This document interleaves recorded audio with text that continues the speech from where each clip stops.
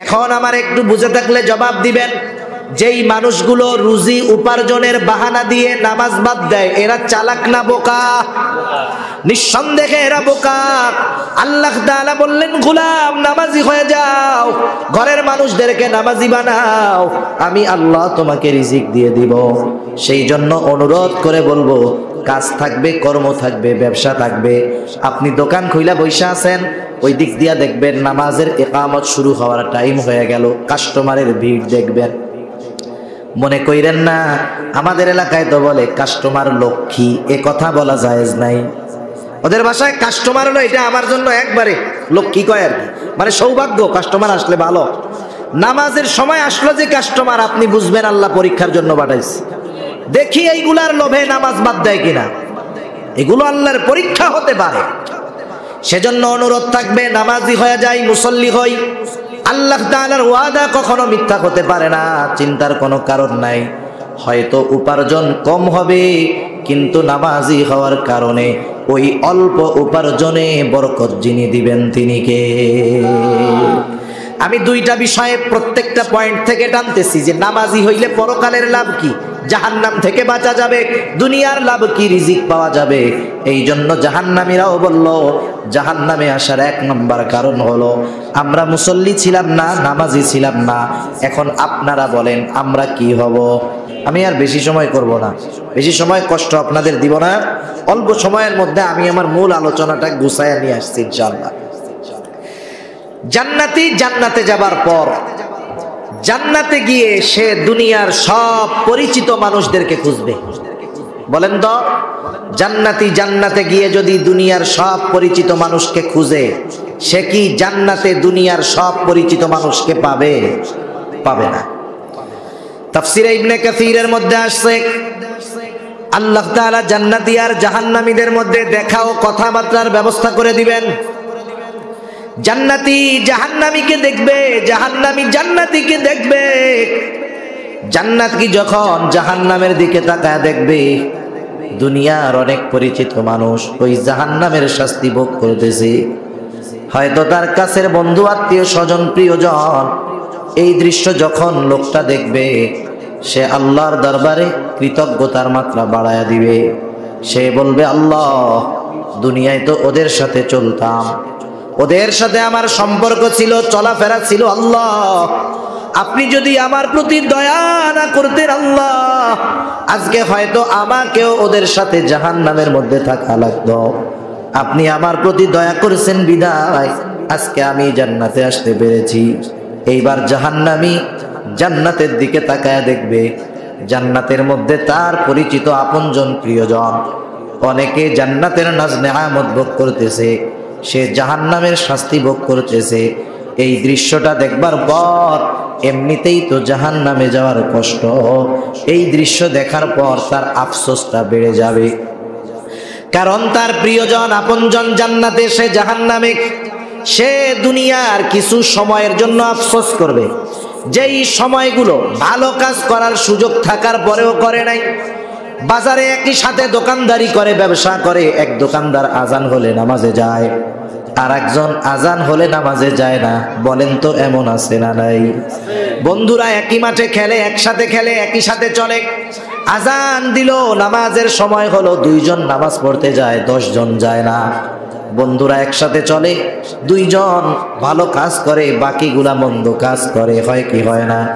এই যে যারা মন্দ কাজ করছে, নেকের কাজ করে নাই, ওরা তখন আফসোস করবে আর বলবে, আহারে আমরা যদি দুনিয়ায় ওদের সাথেই তো থাকতাম, যদি মসজিদে যাইতাম, নামাজি হইতাম, গুনার কাজ থেকে যদি বাঁচতাম, তাহলে আজকে আমিও ওদের সাথে জান্নাতে থাকতে পারতাম। এই যে আফসোস, এই আফসোস তাদের অন্তরে, তো আফসোসের কারণে কষ্টটা বেশি অনুভব হবে। এবার আল্লাহ তাআলা তাদের মধ্যে কথার ব্যবস্থা করে দিবে। কারণ জান্নাতি বান্দাদের জানতে মন চায়, আমার আপনজন, প্রিয়জন কেন জাহান্নামী হলো। আল্লাহ তাআলা জানায় দেন, ফি জান্নাতি ইয়াতাসাআলুনা আনিল মুজরিমিন। জান্নাতীরা পরস্পর মুজরিম, পাপী, তথা জাহান্নামীদেরকে মা সালাকাকুম ফি সাকর। জান্নাতীরা পরস্পর ওই জাহান্নামীদেরকে জিজ্ঞাসা করবে, তোমরা জাহান্নামে যাওয়ার কারণ কি? কোন কারণে তোমরা জাহান্নামে গেলা? কারণ দুনিয়ায় তো একসাথেই চলতাম, একে অপরের পরিচিত ছিলাম, একই মাঠে খেলতাম, একই বাজারে ব্যবসা করতাম, একই অফিসে চাকরি করতাম। আমরা জান্নাতি, তোমরা কোন কারণে জাহান্নামী হলা? এইবার জাহান্নামীরা তাদের জাহান্নামে যাওয়ার 4টি কারণ বলবে। কয়টা কারণ? আরো জোরে, কয়টা কারণ? এই জাহান্নামীরা বলবে এই 4 কারণে আমরা জাহান্নামী। এই সূরার এই আয়াতগুলোর আলোকে আজকের মাহফিল থেকে আমাদের যেই জিনিসটা নিয়ে যেতে হবে সেটা হলো মাহফিলের শেষে এক একটা খিচুড়ির প্যাকেট, নাকি? এগুলো নিয়ে যেতে হবে। ওইটা কি আসল? আরে ওইটা তো হাদিয়া দিছে। কি কথা শুনতেছি!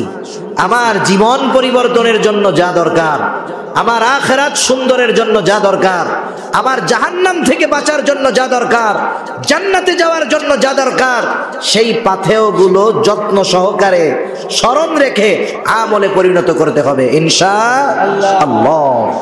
জাহান্নামীরা যেই 4 কারণে জাহান্নামী হবে, এই কারণগুলো যদি আমাদের কারো মধ্যে থাকে, আমরা কি রাখবো না বাদ দিয়ে দিব?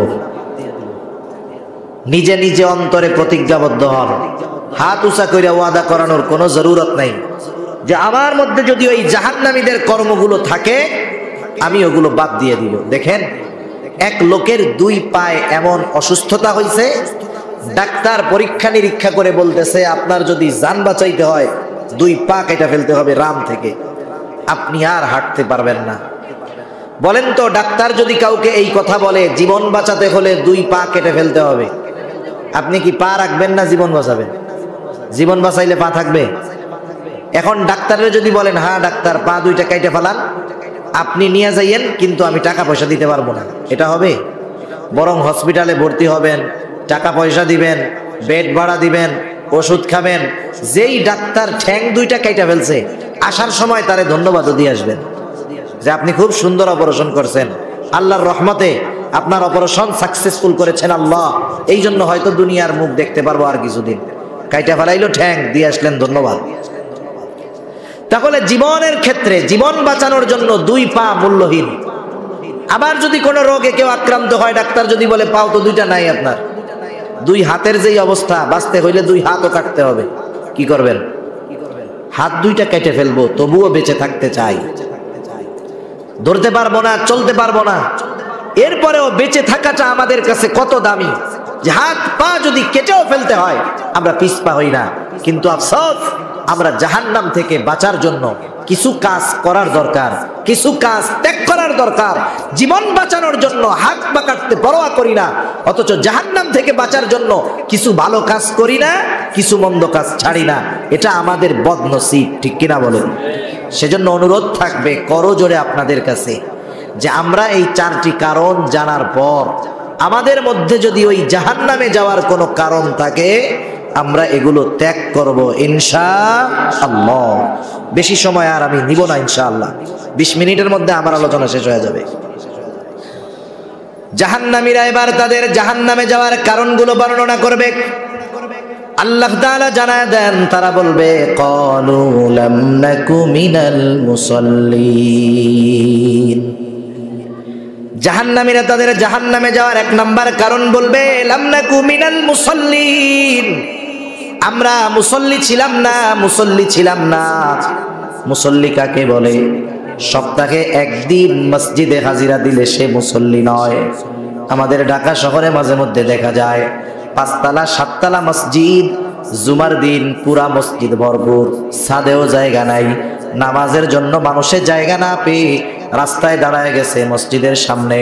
মসজিদের ভিতরে যত মানুষ, তার চাইতে বাহিরে আরো বেশি মানুষ। ওই মহল্লার ওই দিনের আসরের নামাজে যদি খোঁজ নেওয়া হয়, দেখা যাবে জুমার সময় যেই মসজিদে জায়গা নাই, রাস্তাও ফিলাফ, ওই মসজিদে ওই দিনের আসরের নামাজে নিচের তালার 3 কাতারও ভরে না। তাহলে বোঝা গেল আমাদের দেশের অধিকাংশ সাপ্তাহিক মুসল্লি, অরিজিনাল মুসল্লি সপ্তাহে 1 দিন মসজিদে হাজিরা দিলে হবে না। অরিজিনাল মুসল্লি দুনিয়ায় যত ব্যস্ততা সে নামাজ ছেড়ে দিবে না, তার অন্তর মসজিদের সাথে লাগোয়া থাকবে। নামাজের সময় যখন হবে, যত ব্যস্ততা থাক, সে সব কিছু বাদ দিয়ে আল্লাহর কুদরতি কদমে সেজদা দেওয়ার জন্য রওনা হয়ে যাবে। সেজন্য আমাদের খাঁটি মুসল্লি হওয়ার দরকার। আফসোসের কথা হলো, আমাদের বাংলাদেশ যত মুসলমান আছে, সব মুসলমানের মধ্যে 10% মানুষও 5 ওয়াক্ত নামাজ পড়ে না। তার মানে 8 থেকে 10% মানুষ মুসল্লি, বাকি 90% মানুষ মুসলমান বেনামাজি, মুসল্লি নয়। হয়তো কেউ সাপ্তাহিক নামাজি, কেউ বা হয়তো বছরে 2 বার নামাজ পড়ে, ঈদের নামাজ।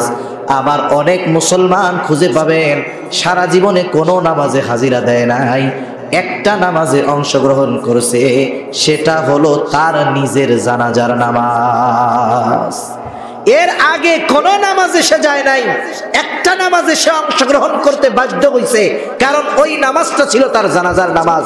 এমনও মুসলমান আমাদের সমাজে খুঁজলে 2-1টা পাওয়া যাবে, কি যাবে না? যাবে। এখন মানুষ তাইলে মুসল্লি না কেন, নামাজ পড়ে না কেন? এই কারণগুলো বাহির করার দরকার আছে না নাই? আপনি আমি যদি মানুষ নামাজ না পড়ার কারণ বাহির করি, তাহলে দেখা যাবে মানুষ তার কর্মের কারণে নামাজ পড়ে না, কাজ কর্মের কারণে। ব্যবসায়ী ব্যবসার কারণে পড়ে না, ভ্যানওয়ালা ভ্যান চালানোর কারণে পড়ে না, চাকরিজীবী চাকরি করার কারণে পড়ে না। তার মানে মানুষ তার কাজ কর্মের কারণে নামাজ পড়ার সুযোগ পায় না, ঠিক কিনা বলেন? এখন বলেন তো, বুঝা থাকলে, মানুষ কাজকর্ম, ব্যবসা বাণিজ্য, চাকরি, ট্রাক চালানো, বাস চালানো, টমটম চালানো, ভ্যান চালানো, এই কাজকর্ম কেন করে? হ্যাঁ, রিজিকের জন্য, তাই না? কিসের জন্য করে? জোরে কর। মানুষ সকল কর্ম, ব্যবসা, চাকরি বাকরি, এগুলো তো সব কর্ম, কেন করে? জোরে বলেন। এখন বুঝে থাকলে একটু জবাব দেন, এই রিজিকের মালিক কে? আরো জোরে, কে? ইমানদার এই কথা দৃঢ়ভাবে বিশ্বাস করতে হবে যে আমার কর্ম আমাকে রিজিক দেয় না। কর্ম হয়তো করি, কিন্তু মূলত রিজিক দেয় কে? আল্লাহ তাআলা দেয়। রিজিকের মালিক, রিজিক পাওয়ার যেই পদ্ধতি বলছে, সেই পদ্ধতি বাদ দিয়ে যদি আমরা রিজিক তালাশ করি, হয়তো রিজিক পাবো, কিন্তু বরকত থাকবে না। কি থাকবে না? বরকত থাকবে না। এখন রিজিকের মালিক কোন কাজ করলে রিজিক পাওয়া যাবে, রিজিকের মালিক বইলা দিছে। আমি আপনাদের একটু বলবো। রিজিকের মালিক বলে, ওয়া'মুর আহলাকা বিস-সালাতি ওয়াসতাবির আলাইহা লা নাসআলুকা রিজকা। রিজিকের মালিক বলে, গোলাম, তুমি তোমার অধীনস্থদেরকে নামাজের আদেশ করো, তুমিও নামাজের উপরে অটল থাকো। তার মানে গোলাম, ঘরের মানুষদেরকে মুসল্লি বানাও, তুমি নিজে মুসল্লি হয়ে যাও। তাইলে কি হবে? রিজিকের মালিক বলে, গোলাম, লা নাসআলুকা রিজকা, আমি আল্লাহ তোমার কাছে রিজিক চাই না। তুমি মুসল্লি, তোমার ঘরের মানুষ যদি মুসল্লি হয়ে যায়, আল্লাহ তাআলা বলতেছেন, নাহনু নারযুকুকা, আমি আল্লাহ তোমরা মুসল্লি হওয়ার কারণে তোমাকে আমি আল্লাহ রিজিক দিয়ে দিব। এখন আমার একটু বুঝে থাকলে জবাব দিবেন, যেই মানুষগুলো রুজি উপার্জনের বাহানা দিয়ে নামাজ বাদ দেয়, এরা চালাক না বোকা? নিঃসন্দেহে এরা বোকা। আল্লাহ তাআলা বললেন, গোলাম, নামাজি হয়ে যাও, ঘরের মানুষদেরকে নামাজি বানাও, আমি আল্লাহ তোমাকে রিজিক দিয়ে দিব। সেই জন্য অনুরোধ করে বলবো, কাজ থাকবে, কর্ম থাকবে, ব্যবসা থাকবে। আপনি দোকান খুইলা বইসা আছেন, ওই দিক দিয়া দেখবেন নামাজের ইকামত শুরু হওয়ার টাইম হয়ে গেল, কাস্টমারের ভিড় দেখবেন। মনে কইরেন না, আমাদের এলাকায় তো বলে কাস্টমার লক্ষ্মী, এ কথা বলা জায়েজ নাই। ওদের ভাষায় কাস্টমার হলো, এটা আমার জন্য একবারে লক্ষ্মী কয় আর কি, মানে সৌভাগ্য, কাস্টমার আসলে ভালো। নামাজের সময় আসলো যে কাস্টমার, আপনি বুঝবেন আল্লাহ পরীক্ষার জন্য পাঠাইছে। দেখি এইগুলার লোভে নামাজ বাদ দেয় কিনা, এগুলো আল্লাহর পরীক্ষা হতে পারে। সেজন্য অনুরোধ থাকবে, নামাজি হয়ে যাই, মুসল্লি হই। আল্লাহ তাআলার ওয়াদা কখনো মিথ্যা হতে পারে না, চিন্তার কোনো কারণ নাই। হয়তো উপার্জন কম হবে, কিন্তু নামাজি হওয়ার কারণে ওই অল্প উপার্জনে বরকত যিনি দিবেন তিনি কে? আমি দুইটা বিষয়ে প্রত্যেকটা পয়েন্ট থেকে টানতেছি যে নামাজি হইলে পরকালের লাভ কি, জাহান্নাম থেকে বাঁচা যাবে, দুনিয়ার লাভ কি, রিজিক পাওয়া যাবে। এই জন্য জাহান্নামে আসার এক নম্বর কারণ হলো আমরা মুসল্লি ছিলাম না, নামাজি ছিলাম না।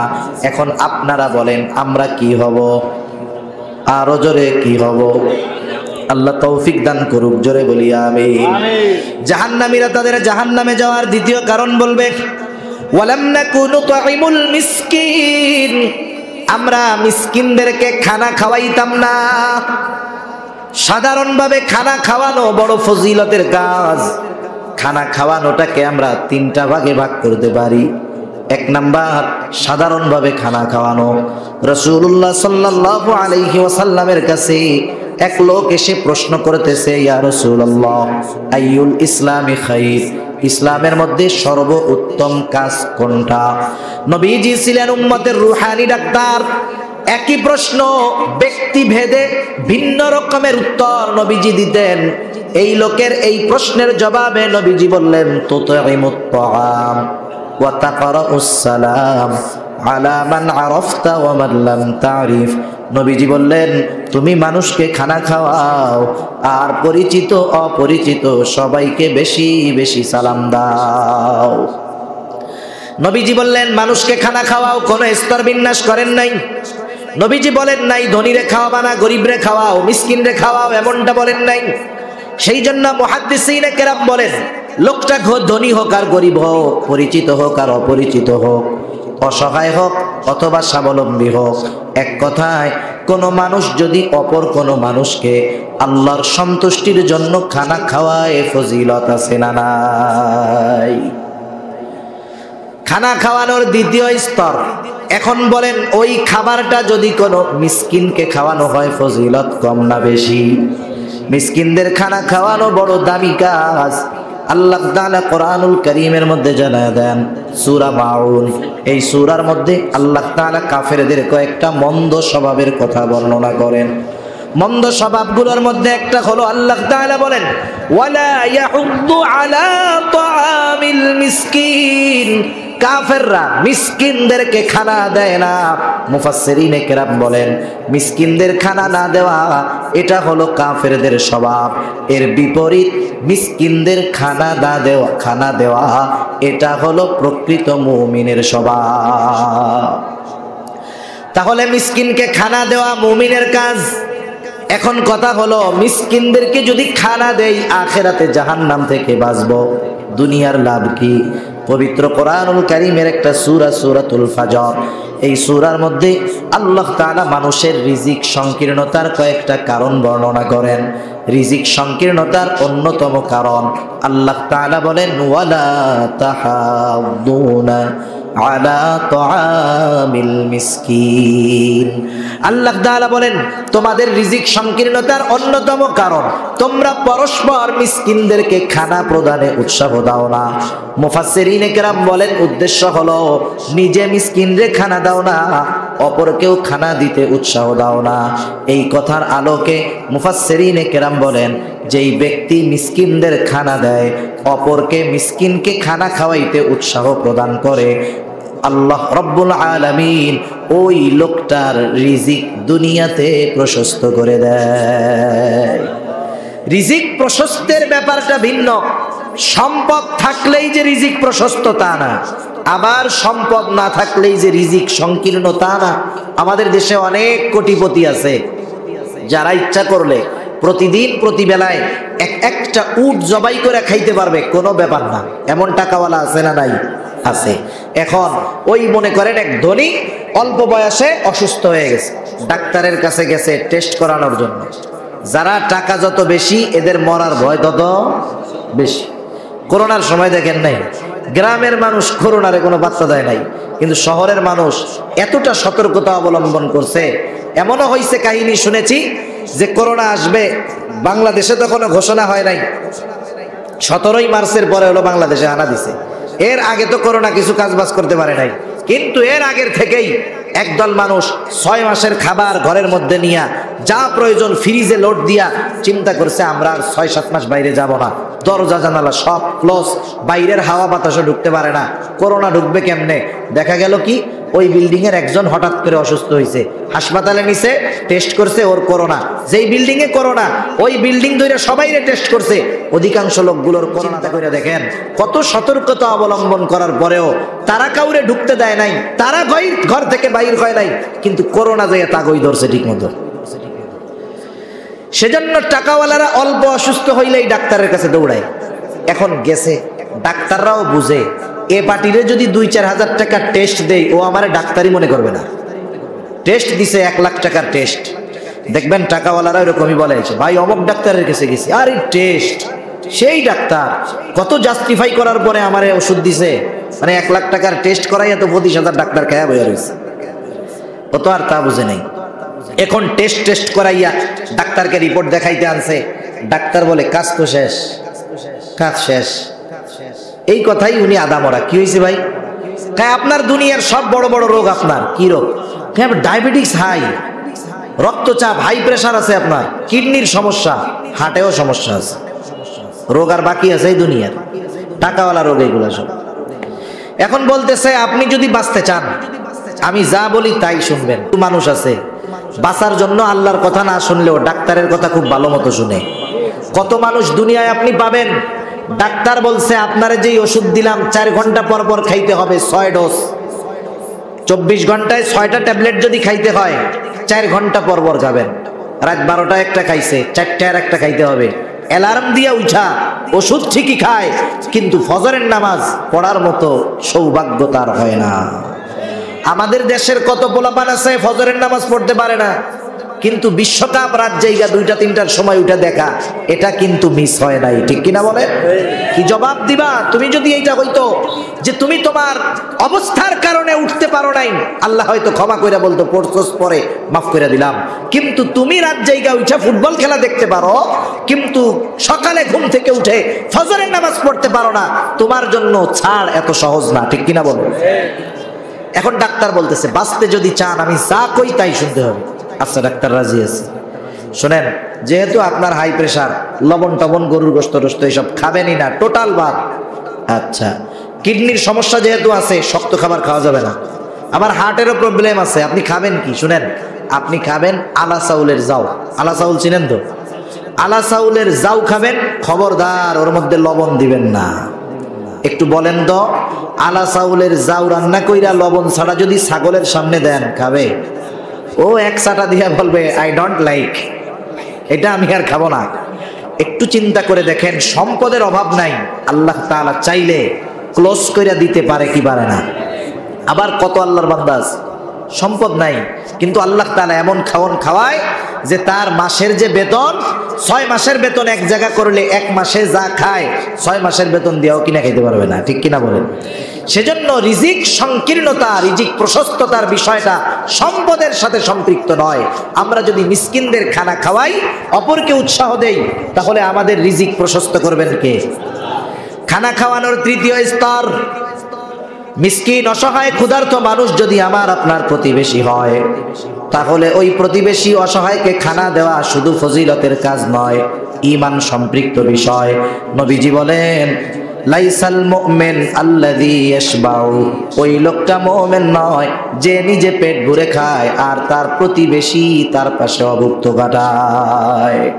সেজন্য রোজার মাস আসতেছে, অনেকে এখনই চিন্তা করতেছে 1 বস্তা ছোলা কিনা রাখবো, 1 বস্তা খেজুর, বেসন, সব দাম বাড়ার আগে আগে যা লাগে সব কিনা রাখবো। দেখা যাবে আমি আপনি ইফতারের সময় 5-6 প্রকারের আইটেম সামনে নিয়ে বসে আছি, আর আমার প্রতিবেশী তখন দেখা যাবে পান্তা ভাত আর শুকনা মরিচ পোড়ায়া ইফতারের জন্য অপেক্ষা করতেছে। আমি 6 আইটেম সামনে নিয়া এরপরেও আরো 1 আইটেমের জন্য আফসোস হয়, কিন্তু আমার প্রতিবেশী পান্তা ভাত আর মরিচ পোড়া নিয়ে অপেক্ষা করতেছে। এমনটা শোভনীয় নয়। যদি এমনটা হয়, বুঝতে হবে আমি আপনি প্রকৃত মুমিন হতে পারি নাই। সেজন্য প্রতিবেশীর দিকে খেয়াল রাখবো। মূল কথা, জাহান্নামীরা বলল ওয়ালাম নাকুনু তুইমুল মিসকিন, জাহান্নামে আসার দ্বিতীয় কারণ আমরা মিসকিনদেরকে খানা দিতাম না। আমরা মিসকিনদের খানা খাওয়াবো, জাহান্নাম থেকে বাঁচতে পারবো, দুনিয়ার রিজিক আল্লাহ প্রশস্ত করে দিবে। তিন নাম্বার কারণ, তারা বলবে ওয়া কুন্না নাখুদু মাআল খাইদিন, আমরা অনর্থক মজলিসে যারা মগ্ন থাকতো তাদের সাথে গিয়ে আমরা। আমাদের দেশের প্রত্যেকটা চায়ের দোকানের মজলিস অনর্থক মজলিস, আছে না নাই? চার দোকান হলো এমন এক জায়গায় সব কিছু পাওয়া যায়। সুপার মার্কেট, ঢাকা শহরে কিছু মার্কেট আছে, এটা কয় সুপার শপ, একেবারে যা দরকার A to Z সব পাওয়া যায়। আর চার দোকান হইল সুপার জ্ঞানীদের জায়গা, ওই জায়গা যাবেন ডাক্তার, ইঞ্জিনিয়ার, উকিল, ব্যারিস্টার সব আছে। বৈশা থাকে চার দোকানে, যুদ্ধ বন্ধ করে দেয় ইউক্রেন রাশিয়া, চাই চুমুক দেয়ার করে। পুতিন যে কি করে আমি বুঝি না, একটা মাইরা দিলেই তো ইউক্রেন শেষ। এ বুদ্ধি দেয় না, এরকম কি করে? বৈশা আছে কই, খবর লাগায় কই। আদার ব্যাপারী জাহাজের খবর নেওয়া আমাদের একটা অভ্যাস হয়ে গেছে। এই যে মজলিসগুলো, এই সব জায়গায় যা হয় অনর্থক কাজ আর কথাবার্তা, দুনিয়ার কোনো লাভ নাই, আখিরাতের কোনো লাভ নাই। সেজন্য দুই ধরনের মজলিস ছাড়া বাকি সব মজলিস এগুলো আমাদের জাহান্নামে যাওয়ার কারণ হতে পারে। সেজন্য যেই মজলিসে দুনিয়ার বৈধ কল্যাণ আছে আর যেই মজলিসে আখিরাতের কল্যাণ আছে, এই দুই ধরনের মজলিস ছাড়া যত মজলিস আছে সবগুলো জাহান্নামে যাওয়ার কারণ হবে। কারণ চার দোকানের মজলিসের মধ্যে গীবতের আখড়া। গীবত বুঝেন তো? গীবত তো আমাদের গীবাত কইতেও মজা লাগে, শুনতেও মজা লাগে। কি মজার মজা! কতজন গীবত করে, আবার বাধা দিলে বলে এই মিয়া মিথ্যা কথা কইছি নাকি, ওর মধ্যে দোষ আছে বইলাই তো কইতাছে, বলে নাই না? তাহলে গীবতটা কাকে বলে? গীবত হলো কোনো ব্যক্তির দোষ তার অনুপস্থিতিতে আলোচনা করা, চর্চা করা। যদি উদ্দেশ্য এমন হয়, এমন ব্যক্তির কাছে বলা হয় যার দ্বারা ওই ব্যক্তির পরিবর্তন সাধিত হতে পারে, তার কাছে বলা ভিন্ন কথা, কিন্তু আমরা তো দোষ চর্চা করি, এটা কত খারাপ! রাসূলুল্লাহ সাল্লাল্লাহু আলাইহি ওয়াসাল্লাম বলেন, আল গীবাতু আশাদ্দু মিনাজ জিনা, গীবত জিনার চাইতেও জঘন্য। শুধু তাই না, আল্লাহ তাআলা কোরআনুল কারীমের মধ্যে বলেন, ওয়ালা ইয়াগতাব বা'দুকুম বা'দা আইয়ুহিব্বু আহাদুকুম আইয়াকুলা লাহমা আখিহি মাইতান ফাকারিহতুমু। আল্লাহ তাআলা বলেন, তোমরা পরস্পরের গীবত কইরো না। তোমরা কি এটা পছন্দ করো যে তোমরা তোমাদের মৃত ভাইয়ের গোশত খাবা? আল্লাহ তাআলাই বলেন ফাকারিহতুমু, তোমরা সেটাকে অপছন্দ করো, অথচ তোমরা এক ভাই অপর ভাইয়ের গীবত করার মাধ্যমে মৃত ভাইয়ের গোশত খাও। মা বোনরা আছে নাকি? শুনতেছে? আছে। এই যে রোজার মাস আসতেছে, রোজার মাসে যখন রোজা রাখবে মানুষ মনে করে না খাইয়া থাকার নামই হলো রোজা। আসলে বিষয়টা এমন নয়, বরং প্রত্যেকটা অঙ্গ প্রত্যঙ্গের রোজা আছে। রোজা রেখে যদি কেউ গুনাহ করে, রোজার যেই ফজিলত সেগুলা থেকে সে বঞ্চিত হবে। ফরজিয়ত হয়তো আদায় হবে, কিন্তু রোজার যেই ফজিলত সেগুলা থেকে সে বঞ্চিত হবে। আমাদের দেশে অনেক সময় হয়, রোজার মাসে তো সকালেও রান্না নাই, দুপুরেও রান্না নাই। অনেক সময় আমাদের মা বোনেরা এক জায়গায় বসেন, এক জায়গায় বসে ভালো কথাই শুরু করেন, কিন্তু ভালো কথা থেকে এক সময় আস্তে আস্তে ওই মজলিসটা গীবতের মজলিসে পরিণত হয়ে যায়। ঠিক কিনা বলেন? এজন্য এই রোজার মাসে মা বোনদের প্রতিও বিশেষ অনুরোধ থাকবে, আমরা এই ধরনের হালাকা, এই ধরনের মজলিস কায়েম করব না। সারা বছরই তো কষ্ট থাকে। গ্রামের মানুষ যারা গৃহস্থ ফ্যামিলি, এদের সারা বছরই এক ফসলের পরে আর এক ফসলের কর্ম থাকে। রোজার মাস সকলেই চিন্তা করে কাজের চাপটা একটু কমায়া দিতে। এই ফাঁকে আমরা একটু কিতাবাদি পড়বো, কোরআন শরীফটা একটু পড়বো, কিছু মাসলা মাসাইল জানবো, কিছু দ্বীনি মুযাকারা করব। তাহলে কি হবে? আমার রোজা রাখাও হবে, রোজার যেই ফজিলত সেটাও আমি পাবো। কিন্তু রোজা রেখে যদি গুনাহ করি, রোজার ফজিলত আদায় হবে ঠিক, কিন্তু রোজার যেই অনেক ফজিলতের কথা হাদিসের মধ্যে আসছে সবগুলো থেকে আমাদের বঞ্চিত হতে হবে। সেজন্য রোজা রাখা গুনাহ করব না, বলেন ইনশাআল্লাহ। অনর্থক মজলিসে আমরা লিপ্ত হইতাম। 4 নাম্বার, তারা বলবে ওয়া কুন্না নুকাদ্দিবু বিয়াউমিদ্দিন, আমরা কিয়ামতের দিবসকে অস্বীকার করতাম। মুফাসসিরিনে কেরাম বলেন দুটো দিক হতে পারে। একটা হলো কিয়ামতকে অস্বীকার করা, কিয়ামত অস্বীকার করলে জাহান্নাম, কোনো সন্দেহ নাই। আর একটা হলো কিয়ামত অস্বীকার করে না, তবে কিয়ামতের ব্যাপারে উদাসীন, গাফেল, ও জাহান্নামে যাবে। অস্বীকার করলে অনন্তকাল জাহান্নামী, আর যদি গাফেল হয় তাকেও হয়তো দীর্ঘস্থায়ী জাহান্নামের মধ্যে থাকতে হবে। এইবার জাহান্নামীরা বলবে এভাবে চলছে দুনিয়া। নামাজ পড়লাম না, মিসকিনদের খানা দিলাম না, অনর্থক মজলিসে সময় কাটায় দিলাম, আমরা কিয়ামতের ব্যাপারে উদাসীন ছিলাম, এভাবে চলছে দুনিয়া। হায়াত ফুরায় গেল। হাত্তা আতানা, দৃঢ় সত্যের আগমন ঘটলো, অর্থাৎ মৃত্যুর আগমন ঘটলো। মারা গেলাম, তাওবা করতে পারলাম না, ভালো কাজ করতে পারলাম না, এখন আমাদের ঠিকানা হলো জাহান্নাম। তাহলে একটু চিন্তা করে দেখেন, স্পষ্টভাবে আল্লাহ তাআলা জানায় দিলেন সূরা মুদ্দাসসিরের এই আয়াতগুলোর আলোকে, জাহান্নামীরা কয় কারণে জাহান্নামী? আরো জোরে বলেন, কয় কারণে? এক নাম্বার, ওরা মুসল্লি নয়, আমরা মুসল্লি হব। দুই নাম্বার, ওরা মিসকিনদের খানা দিত না, আমরা মিসকিন অসহায়দেরকে খানা দিব। তারা অনর্থক মজলিসে বৈশা মগ্ন হতো, অনর্থক কথাবার্তায় লিপ্ত থাকতো, আমরা অনর্থক মজলিস ত্যাগ করব।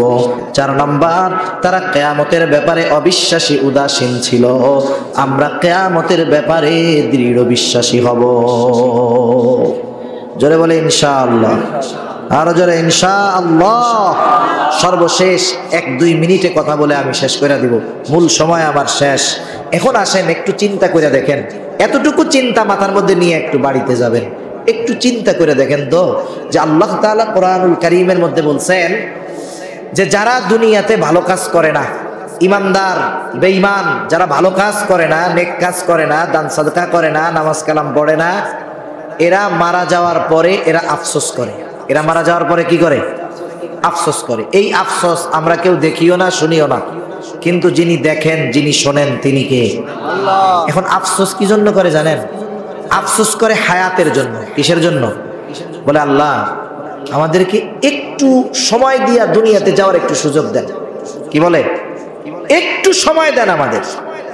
আল্লাহ তাআলা কোরআনুল কারীমের মধ্যে বলেন, এই মানুষগুলো কি বলে? ফায়াকুলা রব্বি লাউলা আখরতানি ইলা আজালিন করিব, ও আমার রব আমাদেরকে যদি একটু অবকাশ দিতেন, একটু সময় দিতেন, আমরা যদি আবার কিছু সময়ের জন্য দুনিয়ায় যাওয়ার সুযোগ পাইতাম, ফাআসসাদদাকা ওয়া আকুম মিনাস সালিহিন, আমরা দুনিয়ায় গিয়ে আমাদের সম্পদ থেকে দান সাদকা করতাম, এত বেশি নেক আমল করতাম যে আমরা সৎ কর্মশীলদের অন্তর্ভুক্ত হয়ে যাইতাম। বলেন তো ওই মানুষগুলো মৃত্যুর পরে আল্লাহ তাআলার কাছে কিছু সময় চাইবে, কিন্তু তাদের কি সেই সময় দেওয়া হবে নাকি? ওই মরার পরে যেই সময়ের জন্য তারা আফসোস করবে, আমরা যারা বেঁচে আছি সেই মূল্যবান সম্পদ সময় আমাদের আছে না নাই? এই জন্য চিন্তা করতে হবে ভাই, যেন মরার পরে এই সময়ের জন্য আফসোস না করা লাগে। মোমবাতির মতো হলো হায়াত। মোমবাতি যেমন যখন জ্বালায় দেওয়া হয় আস্তে আস্তে ক্ষয় হয়ে যায়, এক সময় নিশ্চিহ্ন হয়ে যায়। আমি আপনি যখন মায়ের গর্ভে ছিলাম, আমাকে আপনাকে যেই দিন রূহ দেওয়া হয়েছে ওই দিন থেকে হায়াত নামক মোমবাতিটা জ্বালায় দেওয়া হয়েছে। সময় যাচ্ছে, মোমবাতি যেমন সময়ের সাথে সাথে ক্ষয় হওয়ার দিকে যায়, লয় হওয়ার দিকে যায়, সময় যত যায় আমি আপনিও মৃত্যুর দিকে ধাবিত হচ্ছি। এই চিন্তাটা বেশি বেশি কইরা দুনিয়ার এই সময়টাকে কাজে লাগাবো ইনশাআল্লাহ, যেন আমাদের মরার পরে আফসোস না করতে হয়। এই জন্য আল্লাহ তাআলা বান্দার প্রতি কত মেহেরবান, একটু চিন্তা করে দেখেন। একেবারে খোলাসা ভাবে, স্পষ্ট ভাবে বান্দাদেরকে সব খবর আল্লাহ তাআলা দিয়ে দিয়েছেন এই কোরআন হাদিসের মধ্যে। এরপরেও কেন আমরা গাফেল? বলেন তো, একটা লোক জানলো না, না জেনে একটা অন্যায় করলো, আরেকজন ওই কাজটা খারাপ জানার পরেও করলো। এই দুই লোককে যদি আপনার সামনে এই বিচারের জন্য হাজির করা হয় যে এদের দুইজনের অপরাধ একই, তবে তফাৎ ও যে এইটা অপরাধ জানতো না আর ও জানে এইটা অপরাধ এরপরেও করছে, আপনি কি বিচার করবেন? বলেন, কি বিচার করবেন? বলবেন যে জানে না তার একটু শাস্তি কম দিবেন, বলবেন ও তো জানে না সেই জন্য ওরে মাফ করলাম প্রথমবার, তুই যাই না কেন করলি, তোর শাস্তি হবে দ্বিগুণ, এইবারেরটা আর গতবারেরটা। ঠিক কিনা বলেন? তাহলে আমাদেরকে কোরআন সুন্নায় কি কি করতে হবে, কি ছাড়তে হবে, কি করলে জান্নাতি হব, কি করলে জাহান্নাম থেকে বাঁচবো, স্পষ্ট খোলাসা ভাবে জানিয়ে দিয়েছেন আল্লাহ তাআলা। এগুলো আমরা অনেক কিছু জানার পরেও যখন আমল করি না, তাইলে শাস্তির মাত্রা কম হবে না বেশি হবে? আমাদের সকলকে বিশেষ করে ভাই আমার বুক ব্যথাচ্ছে, আগে বলবেন। ওগুলো প্রস্তুত হয় নাই, তাহলে হারি করেন না। আমি আলোচনা শেষ করে দিয়েছি, আমি বারবার যখন বললাম তখন বলবেন না। আমি এমনি এত দীর্ঘ সময় করি না, আমার বুক পিঠ ব্যথাচ্ছে, বুঝতেছেন না তো? রাত বাজে 1:45 তো বেজে গেছে, 12:40।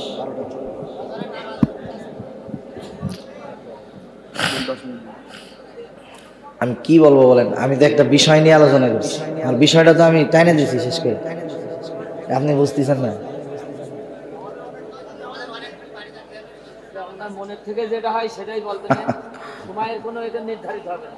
আপনারা ওইগুলোর ব্যবস্থা আনেন, ওনাদের মেহমানদারির জিনিসগুলো আনেন। যাই হোক, মূল বিষয়গুলো হলো সময়ের মূল্যায়নটা, এটা বোঝা। সময় আমাদের এ দুনিয়ার সবচাইতে দামি এক সম্পদ, দুনিয়ার অন্যতম দামি সম্পদ এক সময়। এখন সুযোগ আছে, সময় আছে, আমরা এই সুযোগ এবং সময়গুলোকে নেকে ভালো কাজে পরিণত করার চেষ্টা করব। কখন কার মৃত্যু আসে বিষয়টা বলা যায় না, কখন হায়াত ফুরিয়ে যায় এটা বলা যায় না। অনেক সময় আমরা মনে করি যে আমরা যখন বৃদ্ধ হব এরপরে মনে হয় আমাদের মরণ হবে, কিন্তু মৃত্যু আসার শর্ত এটা না যে বুড়া হইলে মরবে, যুবক যে সে মরবে না, বিষয়টা এমন নয়। কখন মৃত্যু হবে এটা বলা যায় না, আমাদের প্রত্যেকের একটা নির্ধারিত সময় আছে। যখন আমি আপনি মায়ের গর্ভে ছিলাম, আল্লাহ সুবহানাহু ওয়া তাআলা যখন ফেরেশতাকে পাঠিয়ে দিয়েছে যে ওই রূহ আমার আপনার মধ্যে যখন ফুঁকে দেওয়া হয়েছে, ওই সময় আমার আপনার দেহের সাথে এই রূহ কতদিন থাকবে এই বিষয়টা আল্লাহ তাআলা নির্ধারিত করে দিয়েছেন। সেজন্য আমাদের প্রত্যেকের একটা নির্ধারিত সময় আছে। সেই সময় যখন উপস্থিত হবে, আমি আপনি যদি সুস্থ থাকি, বাঁচার কোনো উপায় নাই। ওই সময় যতক্ষণ না আসবে, আমি আপনি যতই অসুস্থ হই, ওইটা আমাদের মরণ হবে না। এটা কতদিন আগে দেখলাম যে আরব দেশের এক যুবরাজ, এক প্রিন্স রাজপুত্র 18 বছর ধরে কোমায় আছে, 17 না 18 বছর লাইফ সাপোর্টে লাগানো। এই 17-18 বছর সে না একটা কথা বলছে, না একবার চোখ খুলছে, না একবার নড়াচড়া করছে, এক অবস্থায় বিছানার উপরে একইভাবে আছে। তাকে পাইপের মাধ্যমে তরল খাবার খাওয়ানো হয়, প্রস্রাব পায়খানা সে পাইপ লাইনের মাধ্যমে করে, একভাবে আছে। 18 বছর বেঁচে আছে, মারা যায় নাই, একটু বাকি মরতে। এত অসুস্থতার পরেও আল্লাহ তাআলা তাকে বাঁচায় রাখছেন, কারণ হলো তার হায়াত এখনো ফুরায় নাই। আপনারা দেখছেন না, শোনেন নাই?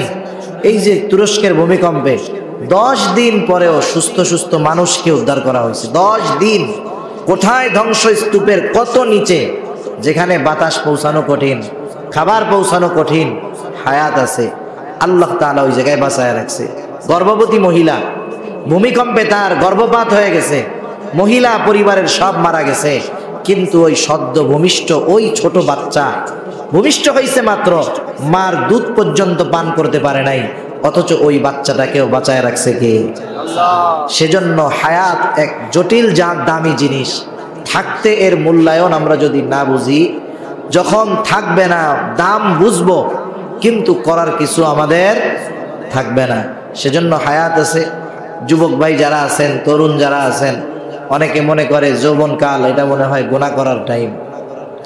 অনেক অভিভাবক আমার জানা আছে এরকম, তার ছেলে যুবক মানুষ অপরাধ করছে, তিনি নামাজি মানুষ, মসজিদে আছেন, মসজিদ কমিটির দায়িত্বেও আছেন। ওনার কাছে একদল মানুষ এসে ওনার সন্তানের ওই অপরাধের ব্যাপারে অভিযোগ দিয়েছে যে আপনার ছেলে এই কাজটা করছে। এক্ষেত্রে বাবার দায়িত্ব কি? বাবার দায়িত্ব হলো ওই সন্তানকে শাসন করা, ঠিক কিনা? উপস্থিত মানুষের সামনে উনি কি জবাব দিলেন জানেন? বলে, আরে যৌবনকালে এটা একটু কইরাই থাকে, আমরাও কত করছি। ওনার ছেলের ব্যাপারে অভিযোগ দেওয়া হলো, উনি কি বললেন? যৌবনকালে এটা করেই থাকে, আমরাও কত করছি। এর দ্বারা কি হলো, উনি ওনার ওই সন্তানকে এই কাজে বাধা না দিয়ে আরো কেমন যেন উৎসাহী করলেন। উনি বুঝাইতে চাইলেন যে যৌবনকাল এটা মনে হয় গুনাহ করার টাইম। আমাদের তরুণ যুবক ভাইয়েরা এটা মনে করে অনেক ক্ষেত্রে যে আমরা তরুণ, আমরা যুবক, আমরা এখন কিশোর, আমরা প্রাইমারি পাড়ি দিয়ে হাই স্কুলে উঠেছি, এখন কলেজে গিয়েছি, কলেজ থেকে যখন ভার্সিটিতে যায় ওরা তো মনে করে আমরা দুনিয়ার যৌবনের পাখা মেলে উঠতেছি। হায় হায়, ইসলাম বিদ্বেষীরা তরুণ কিশোর যুবকদেরকে টার্গেট করে তাদের চরিত্র ধ্বংসের মিশনে নামছে। অথচ দেখেন ইসলাম যৌবনকালের ব্যাপারে কতটা গুরুত্ব দেয়। কিয়ামতের দিন প্রত্যেকটা মানুষকে 5টা করে প্রশ্ন করা হবে। কয়টা প্রশ্ন? 5 প্রশ্ন। যারা নাবালক তাদের অবস্থা ভিন্ন। 5 প্রশ্নের মধ্যে সবচাইতে গুরুত্বপূর্ণ প্রশ্ন হলো তুমি তোমার যৌবনকাল কিভাবে অতিবাহিত করছো। স্পেশাল প্রশ্ন যে তুমি তোমার যৌবনকাল কিভাবে অতিবাহিত করেছো। শুধু তাই না, রাসূল আকরাম সাল্লাল্লাহু আলাইহি ওয়াসাল্লামও যৌবনকালের ইবাদতের গুরুত্ব বোঝাতে গিয়ে বলেন, হাসরের দিন, কিয়ামতের দিন 9,30,00,000 মাইল দূরের ওই সূর্যটা মানুষের একেবারে নিকটে থাকবে। এত দূরে সূর্য, তাই এই গরমের সময় কি তাপ, আর যখন একেবারে কাছে থাকবে কি অবস্থা হবে। নবীজি সাল্লাল্লাহু আলাইহি ওয়াসাল্লাম বলেন কোথাও কোনো ছায়া থাকবে না আরশের ছায়া ছাড়া। নবীজি বলেন ওই আরশের ছায়ায় 7 শ্রেণীর মানুষ স্থান পাবে। কয় শ্রেণীর মানুষ? 7 শ্রেণীর মানুষ। এর মধ্যে এক শ্রেণীর মানুষ হলো ওই যুবক যে তার যৌবনকাল ইবাদতের মাধ্যমে অতিবাহিত করেছে। ওই যুবক আরশের ছায়ায় পাবে। এই ধরনের হাদিস দ্বারা এটাই বোঝা যায় যে ইসলাম আমাদেরকে সুস্থ থাকা অবস্থায় যৌবনের ইবাদতের ব্যাপারে উদ্বুদ্ধ করে, আর ইসলাম বিদ্বেষীরা আমাদের যৌবনকালকে এনজয়ের টাইম মনে করার জন্য আমাদের উদ্বুদ্ধ করে। ঠিক কিনা বলেন? আচ্ছা দেখেন তো, অনেকে আছেন সরকারি চাকরি করেন, 18, 19, 20 বছর বয়সে সরকারি চাকরি হলো, 63 বছর বয়সে আপনি রিটায়ারমেন্টে আসলেন। এই যে আপনার জীবনের সবচাইতে গুরুত্বপূর্ণ 40টা বছর আপনি গভর্নমেন্টকে সার্ভিস দিয়েছেন। 62 বছর বয়সে যখন আপনি বাড়ি আসছেন আপনি অকেজো, এটাই বাস্তবতা। এই 62-40 বছর আপনি যথাযথভাবে দায়িত্ব পালন করলেন বিধায় আপনার চাকরি যখন শেষ, গভর্নমেন্ট আপনাকে আশাহত করে নাই, টেনশনে রাখে নাই, আপনার চিন্তা করা লাগে নাই যে চাকরি শেষ করে এই 62 বছর বয়সে বাড়ি গিয়ে আমি কি খাবো। টেনশন করা লাগছে? আপনি আসার সময় আপনাকে এককালীন মোটা অঙ্কের একটা টাকা দিয়েছে, আবার প্রতি মাসে মাসে পেনশনের ব্যবস্থা করছে। আপনি হয়তো চিন্তা করতেন যে আমার তো স্ত্রী আছে, আমি মারা গেলে আমার বউ কি করবে। গভর্নমেন্ট কেমন যেন বলে দিচ্ছে চিন্তা কইরো না, তুমি মরার পরে তোমার বউ এই ফ্যাসিলিটি পাবে। আপনার ছেলে একটা প্রতিবন্ধী আছে, আপনি চিন্তা করেন সবগুলো তো যেমন তেমন, ও কি করবে। কেমন যেন গভর্নমেন্ট বলতেছে টেনশন কইরো না, তুমি থাকবা না, তোমার স্ত্রী থাকবে না, তোমার এই ফ্যাসিলিটি তোমার ওই প্রতিবন্ধী সন্তানকে দেওয়া হবে। একটু চিন্তা করে দেখেন তো, দুনিয়ার একজন রাষ্ট্রপ্রধানের বা এক গভর্নমেন্টের দায়িত্ব যথাযথভাবে পালন করার পর জীবনের শেষ সময় এসে সে আশাহত করে না আগে চাকরি কইরা বেতন পাইতো, শেষ সময় চাকরি ছাড়া বেতন দেয়। ঠিক কিনা? এজন্য কোন ব্যক্তি যদি যৌবনকালে ইবাদত করে, সুস্থ অবস্থায় সে যেই ইবাদতগুলো করে, সে যদি কখনো অসুস্থ হয়ে যায়, এই সুস্থতাকালীন যেই ইবাদতগুলো করত অতিরিক্ত, অসুস্থতার সময় ইবাদত না করলেও আল্লাহ তাআলা সুস্থতার সময়ের সমপরিমাণ সওয়াব তার আমলনামায় দিয়ে দেয়। সুবহানাল্লাহ। এজন্য আমি যে কথাটা বোঝাতে চাইলাম যে এখন আমরা সুস্থ আছি, হায়াতটা বড় দামি, সময়টা বড় দামি। এখন যদি কাজে লাগাই তাইলে পরে আর আফসোস করতে হবে না। আল্লাহ তাআলা আমাদের সবাইকে সময়ের দাম, সময়ের মূল্য বোঝার তৌফিক দান করুন। সকল জোরে বলি আমিন। দোয়া হয়ে যাবে। এখন আপনারা একটু মেহরবানি করে কাতার ধরে বসবে, একটু লাইনটা সোজা করে বসি, জিকিরের সাথে সাথে আউট কথা না বলি, আমরা একটু লাইন ধরে বসি যাতে আপনাদের কাছে মেহমানদারির এগুলা পৌঁছাতে একটু সুবিধা হয়। লা ইলাহা ইল্লাল্লাহ,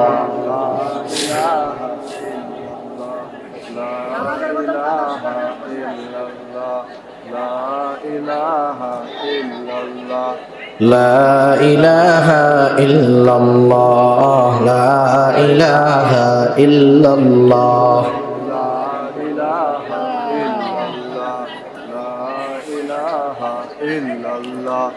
لا إله إلا الله لا إله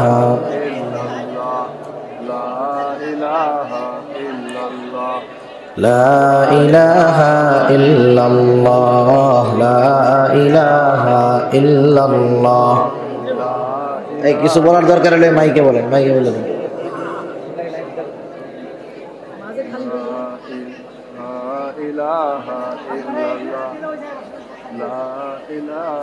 إلا الله لا إله إلا الله لا إله